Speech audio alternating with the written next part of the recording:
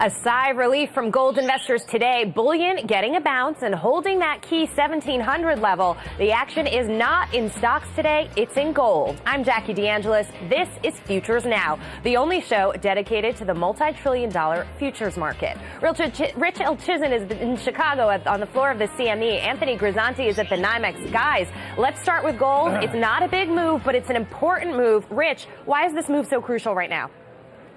Well, listen, the $1,700 is going to be a key area of trade. We know that every $100 in gold is going to get some interest across the board. I don't necessarily feel that gold's had the downdraft that we can consider. Back out your daily chart, back it out a few months. In fact, go out a year. And this time last year, we had a substantial break in gold as people took off all their risk and went into safety for a few months and then reallocated after the first year. Now, if that's the case, I'm probably looking more closer to 1,600 or even below to 1,550, which was that previous low, 1,520. So really, the jury's out still here for me. I wouldn't read too much into this pop right now. You know, Rich, I understand what you're saying, that 1,700 is a very good support level, as deep as Chicago-style pizza. But I think the difference between last year and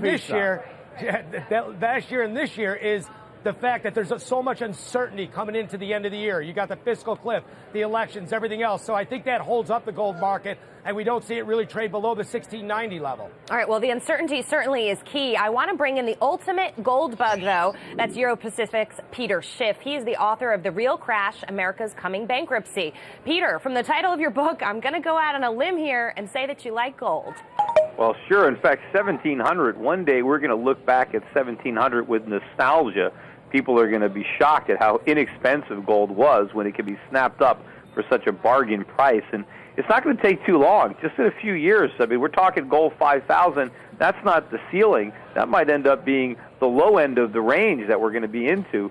Remember, Ben Bernanke has promised to print over $1 trillion in 2013. I think he's going to print more than that. It's not going to revive the economy. It's not going to create jobs, but it will help destroy the dollar. But Peter, and that is going to send gold higher. Peter, he's been printing for a while, and we haven't seen that move in gold. So what's going to really be the catalyst? What do you mean we haven't seen a move of gold?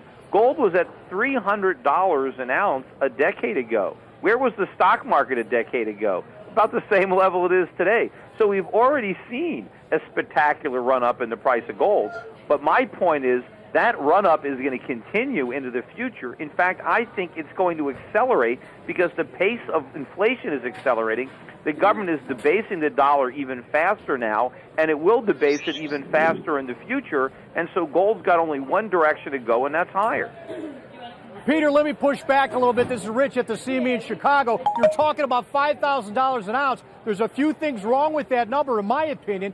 Who's going to be able to afford it? If gold's $5,000 an ounce and we're at $1,700 now, who's going to be able to buy that? And the exchanges will raise the margin so high. And if we have a $30 or $40 move now with gold at $1,700 and we're at $5,000, we're sweeping $300, $400 a day. Who's going to be able to trade gold at $5,000?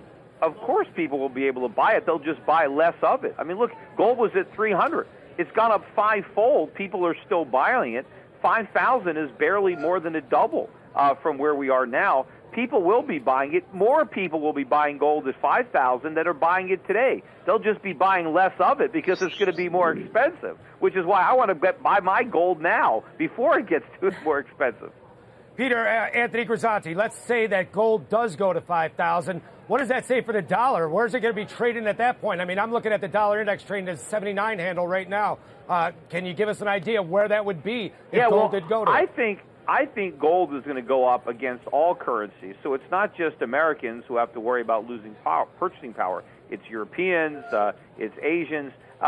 Central banks all around the world are being too loose. That said, I think that gold is going to make a much bigger move in terms of dollars than it will in terms of other currencies, including the currencies that are in the dollar index. So I think ultimately the dollar index is going to be cut in half at a minimum. So you're talking of a dollar index around 40, but potentially if we don't change our policies, the dollar index could go a lot lower than that. Peter, let's hold on the dollar index for a second and go back to your price target on gold. What kind of time horizon are we looking at here?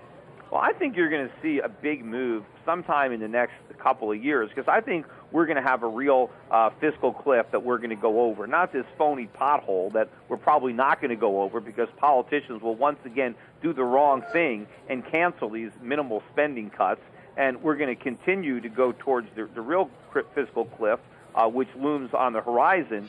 But I think we're going to have a monetary crisis, a dollar crisis. Right now, people are more worried about Europe, and so that's buying us some time. But at some point, the spotlight is going to go where it belongs, right back on the U.S., because we've got a bigger debt problem than Europe. And we're going to have this crisis of confidence in the dollar, in the Treasury market. And the only safe haven from that is gold. Okay. All right. Peter Schiff, he's bullish on gold, looking at $5,000 over the next couple of years. Thank you so much for coming on Futures Now. Of course, he's the author of The Real Crash, America's Coming Bankruptcy. Well, Peter, guys, is obviously a long-term bull, but Grizz, I'm looking for a short-term trade here. What are you doing with gold right now? Yeah, absolutely, Jackie. I mean, he mentioned QE, he mentioned the fiscal cliff, he mentioned the uncertainty in the markets, and also inflation, which the FOMC meeting, they did mention that a little bit yesterday. So I'm looking to buy it right above that $1,700 level at $1,702. My stop is at $1,693. I'm not looking for it to quite to go to $5,000. $1,725 is my target to get out of this trade. It's a short little trade, and it really plays to the end of the year.